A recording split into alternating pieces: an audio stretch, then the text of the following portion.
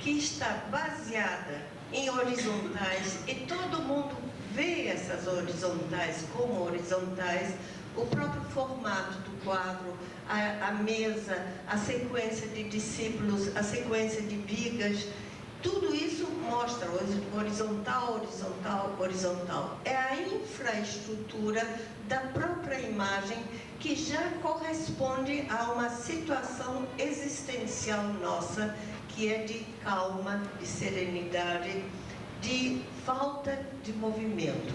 O seguinte, vocês podem ver no quadro seguinte, que é de Tintoretto, também A Última Ceia, onde nada mais é horizontal, onde está tudo em diagonais, em círculos, quer dizer, há uma agitação tremenda.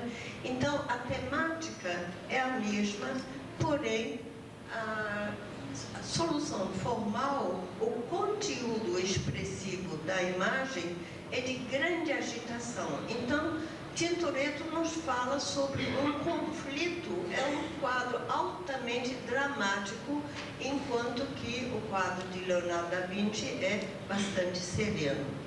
O seguinte, por favor. Esse aqui é uma gravura de Rembrandt e vocês não terão dificuldade em ver a grande calma, a grande serenidade nesse quadro que realmente repousa sobre as horizontais. Nós não podemos comparar essa imagem com uma imagem de um artista contemporâneo de Rembrandt, que é Rubens, o seguinte, um grande artista, e vocês podem ver novamente que aqui não é mais essa calma que nós encontramos em Rembrandt, e sim temos uma imagem de grandes ritmos, de grandes movimentos. Na verdade, ele nos mostra a paisagem, digamos, a partir da paisagem, um processo de transformações, enfim, há uma agitação interior que cada um de nós depois pode interpretar subjetivamente, pode inclusive se identificar mais com um ou com o outro, mas o que eu quero mostrar é que a própria estrutura formal do quadro, ela que vai se tornar expressiva, mesmo quando é um quadro figurativo, quer dizer, o que se torna expressivo nos quadros figurativos é a sua estrutura abstrata. Quer dizer que hoje, isso é uma coisa que depois a gente pode, uma outra vez, discutir por que hoje existe uma arte abstrata, quando em outras épocas ela era predominantemente figurativa. Mas, mesmo na arte figurativa, o que realmente se torna eloquente, o que se torna expressivo, é a sua estrutura formal. O seguinte, por favor. E é isso que a gente entende imediatamente. Por exemplo, nesse quadro de Monet, A Ponte, nós podemos ver imediatamente que o quadro não é dramático. E realmente o impressionismo todo não tem um conteúdo dramático, tem um conteúdo extremamente lírico, o que, por outro lado, nos coloca diante do problema porque essa hostilidade por parte do público e também dos críticos de arte quando surge o impressionismo, porque a arte em si, a arte impressionista, é profundamente lírica, ela é profundamente não agressiva, não hostil. Então, por que essa receptividade tão agressiva na época? Isso é um outro problema que surgiria, mas a gente entende que não se tratava de uma arte agressiva. Olha, o que vale para a arte figurativa vale do mesmo jeito para a arte abstrata.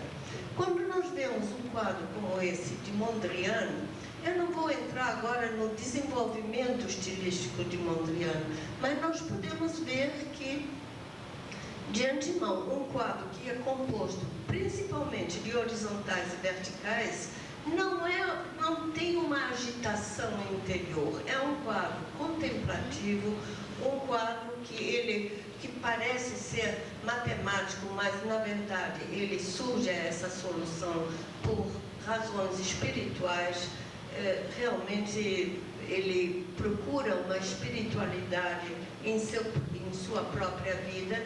Agora, comparamos esse quadro com o quadro de Kandinsky, que nós entendemos, bom, trata-se de uma outra visão de mundo. É uma agitação, ela pode ser, inclusive, de uma vitalidade, de uma grande alegria de vida, mas certamente não é contemplativo. Como a gente vai interpretar depois, subjetivamente, Mondrian ou Kandinsky, isso é o direito de cada um. Inclusive, é o direito de cada um de gostar ou não gostar, não é isso que a gente vai discutir. Mas a gente pode ver que, como linguagem, ela em si já se torna expressiva a partir de sua infraestrutura, a partir de suas formas não verbais. Porque nem Mondrian, nem Kandinsky nos falam de certos incidentes, mas nem Rembrandt, nem Rubens falam de certos incidentes. Eles falam de visões de mundo. Como é que eles estão diante do viver. E é isso que nós compreendemos nos quadros deles. Por isso, nós nos comovemos com os quadros deles. Mostra o seguinte, por favor. Rapidamente, eu quero mostrar aqui, veja só, um esquema que eu fiz e que eu queria que vocês me dissessem onde é que vocês acham que se encontra o centro. Seria, certamente, o centro dessa imagem. Certamente não seria abaixo dessa grande barra que eu fiz. Teria que ser acima.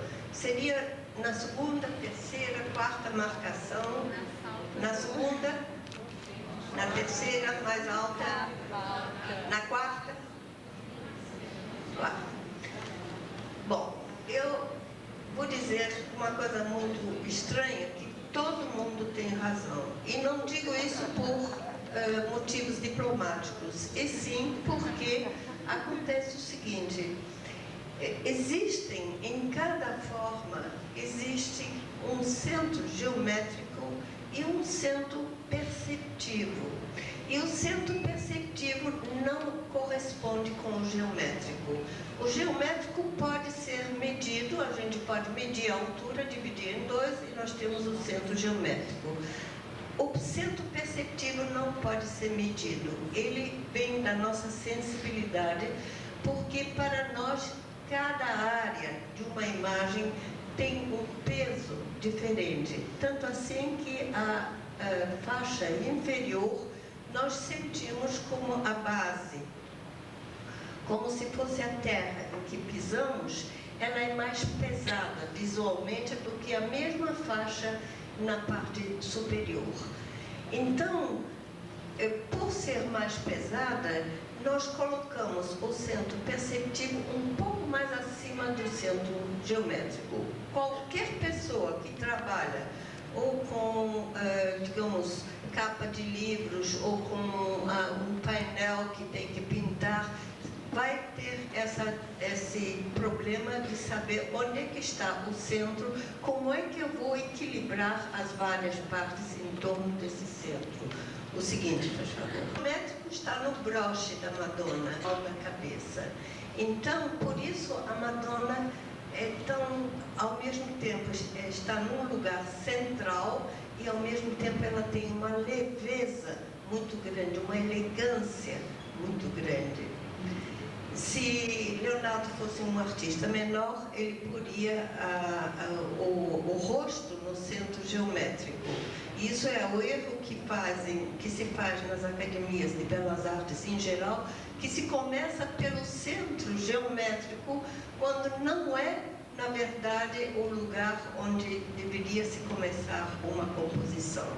O seguinte, por favor, porque a gente tem que considerar o conjunto. Vejam só, está tudo invertido novamente. Sinto muito. Você consegue virar? Isso, o dedo tem que estar do lado direito, lado esquerdo. Vejam só esse quadro de Velázquez, Pintor dos Pintores, onde novamente o centro geométrico está no broche, mas a cabecinha da princesa está no centro perceptivo. E eu quero... bom, vamos passar adiante, porque ainda eu estou vendo que eu já vou ultrapassar os meus 30 minutos. O seguinte, faz favor.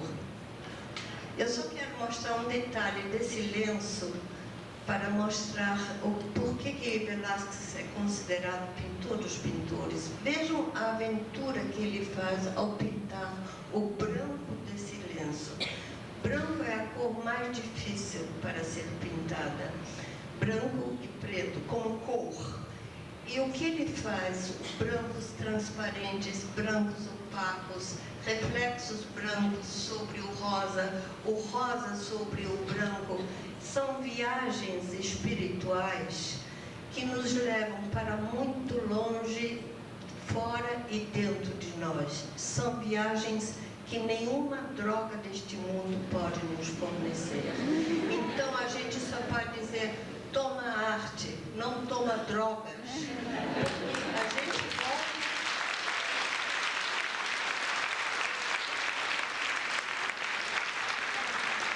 A gente é capaz dessas viagens e volta cada vez mais fortalecido, inteiramente lúcido e mais sensível. Eu só vou mostrar mais o seguinte, faz favor. Mostra o seguinte. Não, vai adiante, porque realmente eu tenho medo de ultrapassar o tempo. Vejam esse prato persa do século XVII. Olhem só que o artista ornamentou o prato com um eixo horizontal caligráfico.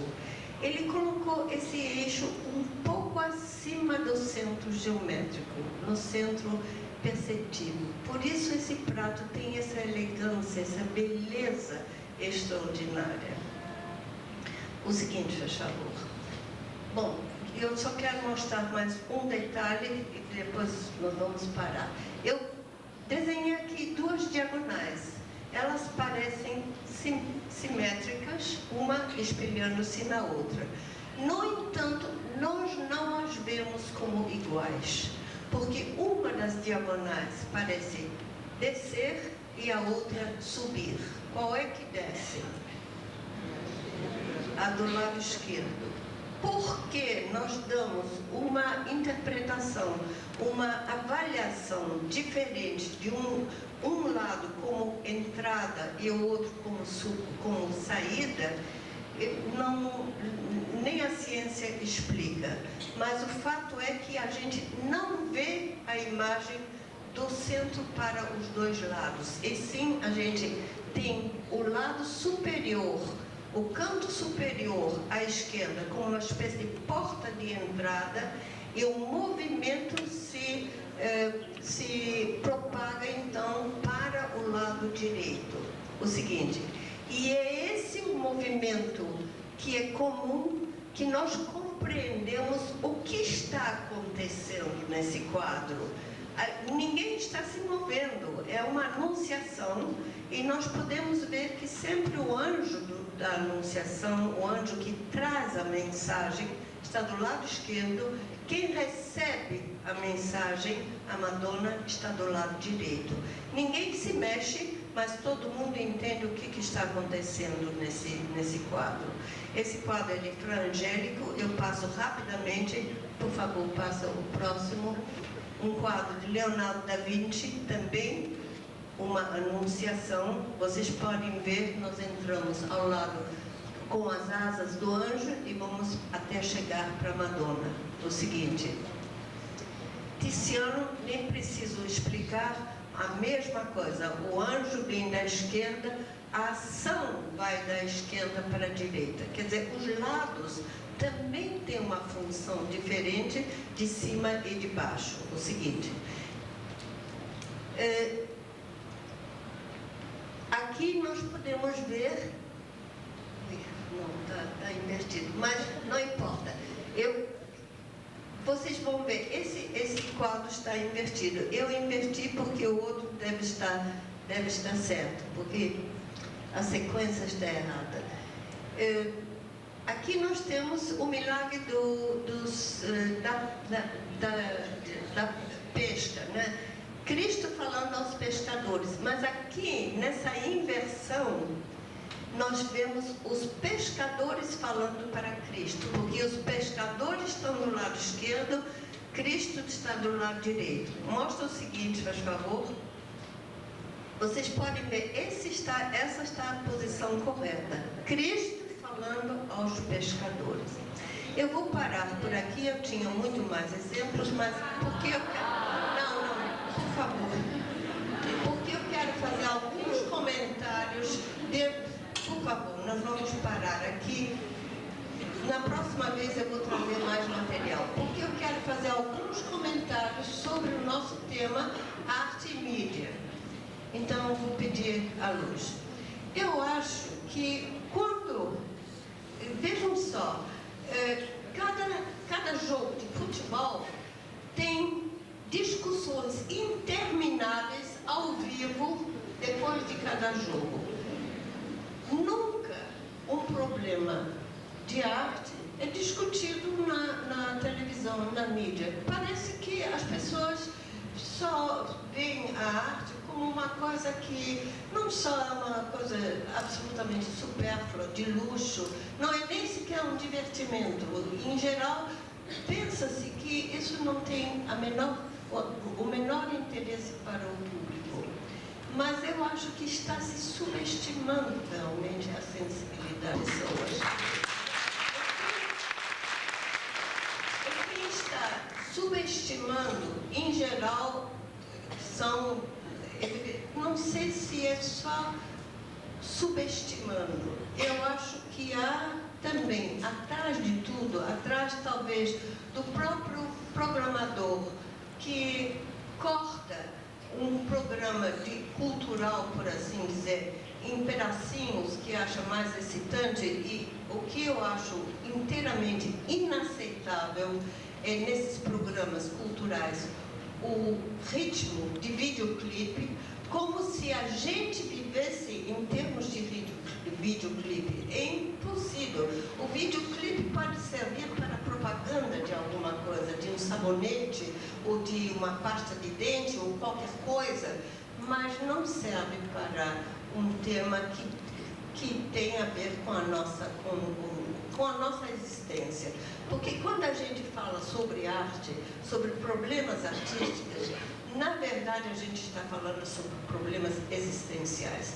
Nós sempre, quando a gente fala sobre arte, essa ligação se faz espontaneamente, é uma ligação natural, e desde os primórdios da existência humana é que o ser humano se expressa artisticamente. Ele dança, ele canta, ele faz imagens, ele vê as estrelas, ele olha para o céu, ele vê que atrás das luzes existe um universo.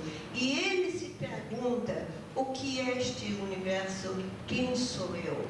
E estas perguntas continuam as mesmas há 50 mil anos e hoje. A ciência dá outras respostas, mas as perguntas continuam as mesmas. E ninguém vai me convencer que essas perguntas não sejam tão atuais hoje como eram 50 mil anos atrás. Talvez até sejam mais atuais hoje.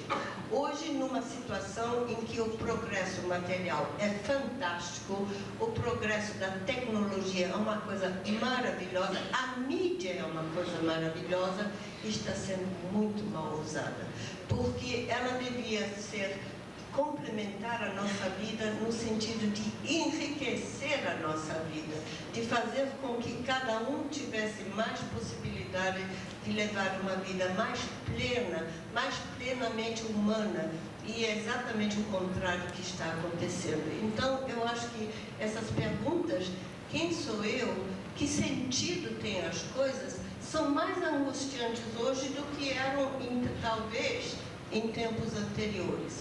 E quando a gente pode ver o seguinte, O argumento que se dá é o povo quer isso, o povo quer o que? Os ratinhos da vida. Não é verdade. Não é verdade. É que não tem outras opções. Quando você dá uma outra opção, você vai se surpreender com a resposta. Realmente, as pessoas estão afim, talvez nem todo mundo, mas uma percentagem significativa está afim de discutir a própria vida, o próprio sentido de vida, o que quer fazer com a sua vida, de que modo quer viver, de que modo quer que vivam os seus filhos.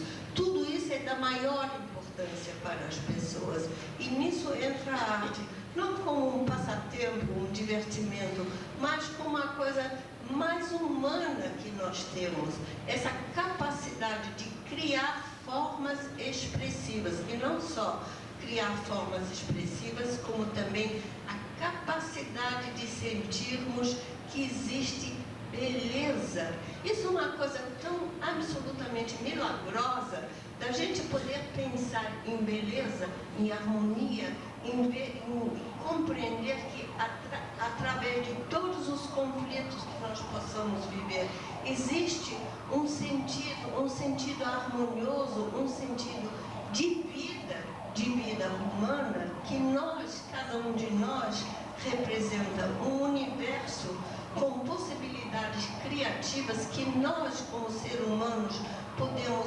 contribuir com uma nova dimensão no universo, que é a dimensão da beleza. Isso é uma coisa extraordinária. Eu quero ver quem de nós não gostaria de discutir esse assunto mais a fundo para a sua própria vida.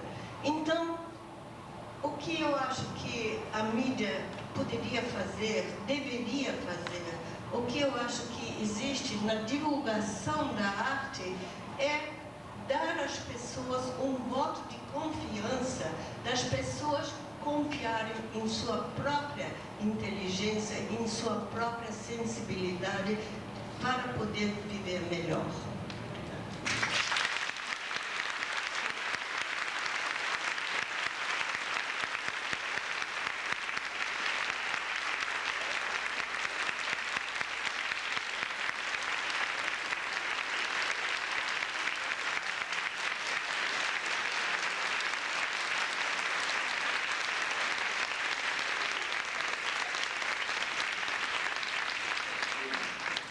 Obrigado, Fábio. Acho que vocês puderam perceber que eu não estava mentindo quando eu disse que ouvi-la e lê-la é sempre uma experiência não só prazerosa, como muito enriquecedora também. Vamos partir então para a última etapa dessa manhã, que é a etapa de debate. Eu vou propor a vocês que nós tenhamos 20 minutos para as perguntas, porque os nossos convidados também têm outros compromissos, enfim, na parte da tarde, eles precisam se retirar. Eu proponho então que vocês formulem em voz alta essas perguntas e que apontem para quem a pergunta se dirige. Então eu vou começar com o nosso amigo ali que está com o microfone em mãos. A professora de artista plástica Fábio Stoller, eu me reforcei mais ainda nessa pergunta. Há uma questão que me incomoda muito como professor, que é a da formação atual dos profissionais de comunicação. Eu realmente reconheço, havia até conversado com a Regina Zappa, que há uma fragilidade profunda nas escolas de comunicação hoje no Brasil. E isso, evidentemente, gera uma série de profissionais que vão para os jornais, televisões e outras formas de mídia, com uma carência nessa formação, principalmente no tocante à arte. É quase sempre certo que os releases são praticamente, na sua integralidade, copiados para suprir essa carência e limitação do próprio repórter. Falta, portanto, essa formação mais densa. E aí, acredito eu, com certeza, que a questão da educação é primordial. E me lembro de uma experiência que a professora Fábio Stoller teve com operários de uma fábrica. Isso, se não me engano, ficou impresso num livro, em um dos seus livros, O Universo da Arte, que demonstra que a educação, a descoberta da arte, o reconhecimento da arte sob um processo educativo preliminar, dá uma condição de alfabetizar uma certa pessoa para ir ao museu. O Luiz Camilo se referiu a uma massificação até importante, não tão fundamental, mas para chamar atenção para a figura dos museus e dos centros culturais. Não há a menor dúvida. Mas a pergunta é exatamente aquela. Depois do evento acontecido, o que resta? Qual é a frequência que efetivamente a população nossa tem em relação aos museus e aos centros culturais? Seguramente pequena. Há hoje incentivos com nomes de marketing cultural e outras coisas. Então, para não estender muito, e pegando exatamente uma parte da palestra da professora Feigl-Stroer, eu pergunto para Denise Barreto. Denise, realmente uma coisa que me incomoda muito, principalmente numa TV educativa, é esse ritmo muito igual das emissoras comerciais no tocante a reportagens culturais. E, como exemplo claro que foi apresentado agora, o fundo musical, que não era uma música nacional, uma entrevista com uma artista que está no Brasil, já brasileira, altamente significativa, e que fica distante. Nós temos 3 estruturas de linguagem numa televisão, que é a oral, a visual e a de texto. Efetivamente, isso, acredito eu, que tem que ter uma certa sincronia, Denise, para nos facilitar. Enquanto nós não realçarmos a memória nacional, num sentido muito firme, fica difícil alfabetizar uma população para as questões assim, mais doces e mais interessantes no modo de interpretar a nossa civilização. Eu vou terminar dizendo o seguinte: isso não é uma crítica, isso é apenas uma colaboração. Eu estava na Biblioteca Nacional, coordenando a área de comunicação da biblioteca, e não foi uma nem 2 vezes. Eu sempre repito para amigos. Uma repórter da Globo ligou para mim e disse: olha, Ricardo, eu quero fazer uma reportagem da biblioteca. Tudo bem, pode vir, vamos marcar o dia. Aí ela me pergunta: onde fica a Biblioteca Nacional? Aí eu disse: ao lado do Museu Nacional de Belas Artes. Não, mas me explica direitinho, ele só faz uma diagonal com o Teatro Municipal. Então eu sempre dou esse exemplo para demonstrar que há um desconhecimento cultural dentro dos profissionais, e isso acredito eu que a escola de comunicação tem uma parcela de contribuição para isso, mas nitidamente a formação primária e secundária que são responsáveis seguramente por isso. Concordo totalmente com o que você disse. Inclusive, existe uma dificuldade muito grande nossa de trabalho com programas culturais, de trabalhar com profissionais competentes e gabaritados para isso. A começar pelo repórter, quando a gente vai selecionar um repórter, é uma dificuldade, porque realmente as pessoas que saem, primeiro o salário que se paga no mercado